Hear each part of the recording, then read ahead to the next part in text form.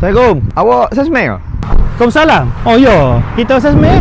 Saya influencer. Ada 40k follower. Awak ada TikTok? Awak follow tak saya? Saya ada TikTok be. Tapi rasa kalau abang ni supaya saya tak follow lagi tu be. Oh, berat dah mau tak kena kahwin. Kerja kahwin ni duk review kereta kedai-kedai orang ni. Lepas tu follow kahwin 40,000. Oh, risau abang. Kalau 40k tak, jarang anak Melayu boleh gitu tu. Ya abang mari sini ni abang nak review kedai saya kan ni.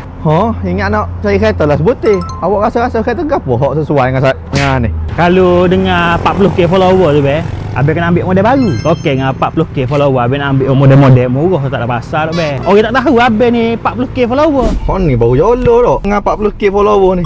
Bak kahwin duk naik hak tu kelas 10k. Hai, wasa kena ni hak ni. Boleh be kalau kena model ni kak. Dan ni abang nak bayar cash ke abang nak buat loan ni? Saya hak ni saya 40k follower ni. Tak kena bayar juga.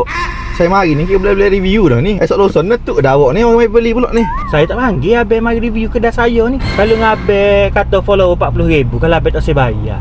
Tak okey follower abang nak bayar. Kereta ni bukan murah be. Kalau saya nak pergi saja ke abang, tutup kedai saya be. Tak pernah dibuat orang ni. Tak apa abang kita kak. Beres ah. Mari kita pergi kedai depan ni.